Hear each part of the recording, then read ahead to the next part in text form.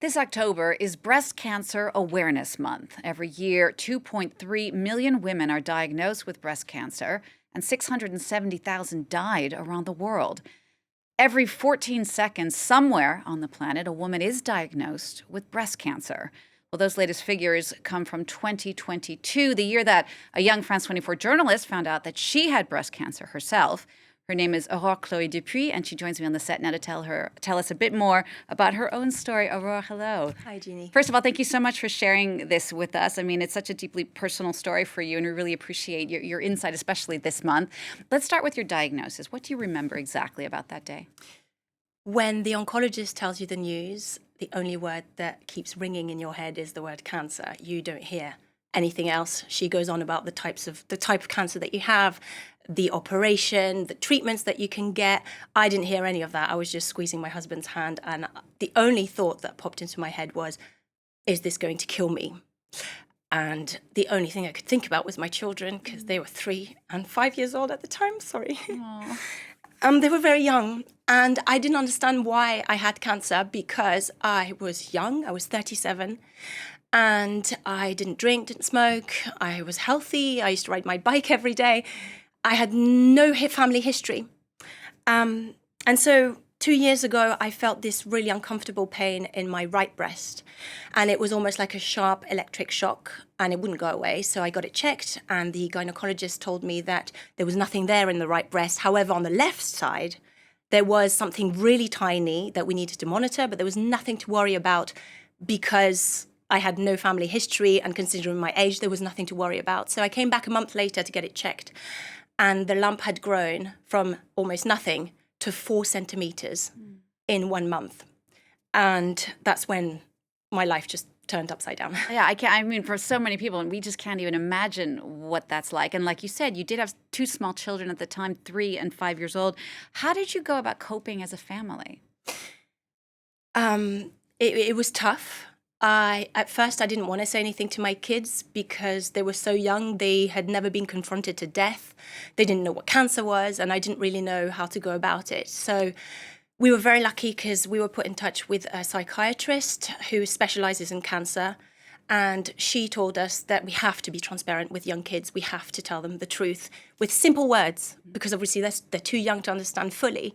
But what we told them was, Mummy's very ill, and she's going to be very ill for a long time. So I'm not going to be able to play with you. I'm not going to be able to get out of bed sometimes. I will feel nauseous. But I'm in good hands, and doctors are here to help me. So I'll be in hospital quite a lot, but they're there to help me.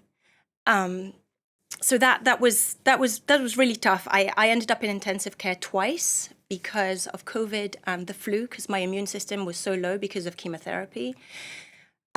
That was really hard because it was right during the Christmas season. So I missed my daughter's Christmas party, the first Christmas show that she was doing at school.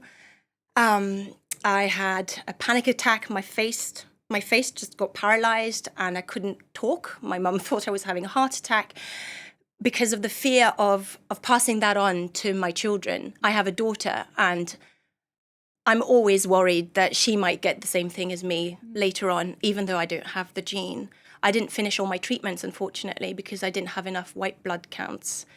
So I only had 14 rounds of chemo instead of 16. So I always wonder, I wish, that I could have finished my treatment, but... And your story, Aurore, unfortunately, isn't a unique one. And something that was news to me was how much breast cancer affects young women. And you've been talking to a lot of young women around the world for us. Absolutely. A lot of them have told me that they've either been misdiagnosed or diagnosed too late.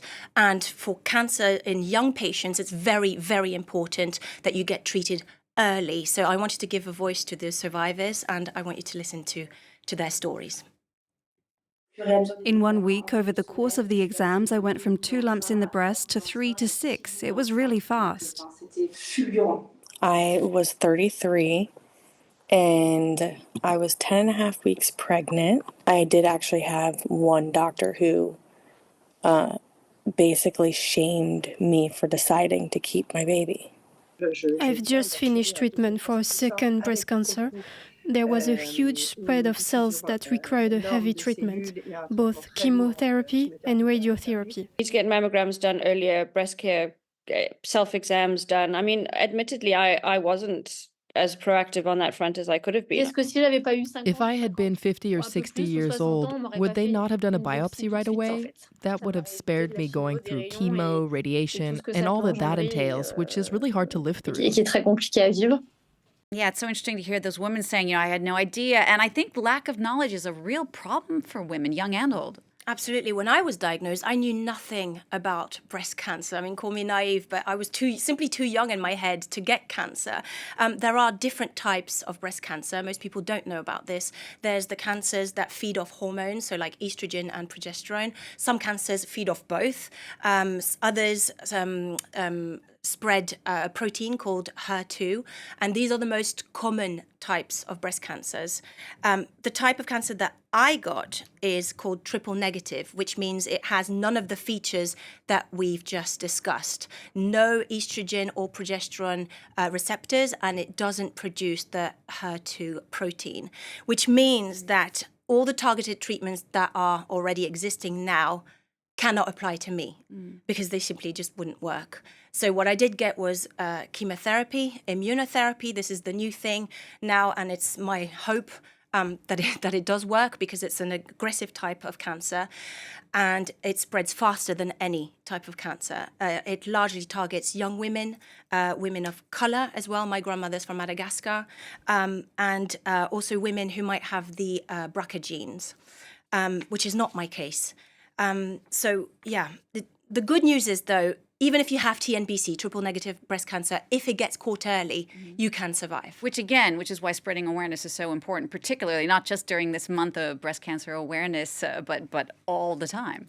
Absolutely, which is why you need to know your breasts. You need to check yourself in the mirror every day, in the shower, when you're lying down in your bed, check your breasts, try and learn all the symptoms. There's so many resources out there on the internet where you can get informed and learn about the symptoms that you could get.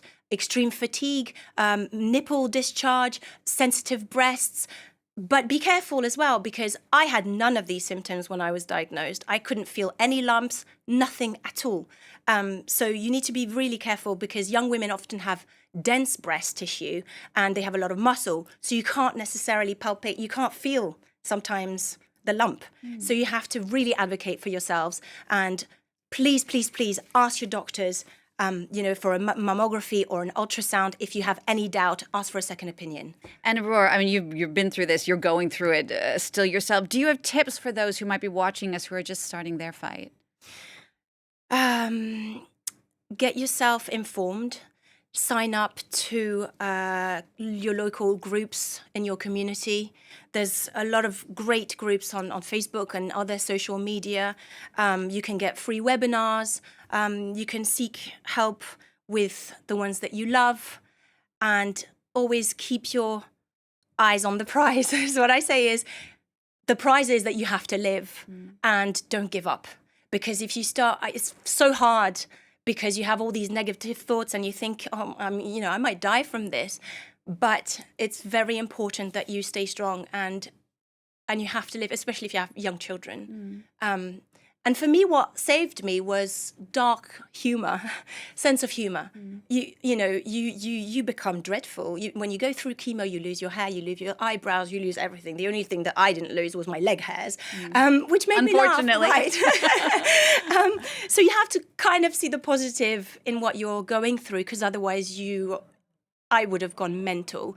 I did not believe the doctors when they told me that I had cancer, and I asked for 3 different biopsies. It was, nerve-wracking, and it's important to have a network of people that are there for you. Absolutely. And to tap into resources, there's a website as well that women can check out. Is it just breastcancerawareness.org, I believe? Yes, absolutely. And I believe that we might have a screen grab of that, and you can check how you can self-examinate yourself. And there are great tips on there where you can seek some more information. Thank you so much. Thank you so much for coming in to talk to us and for sharing your story for us. We really do appreciate it.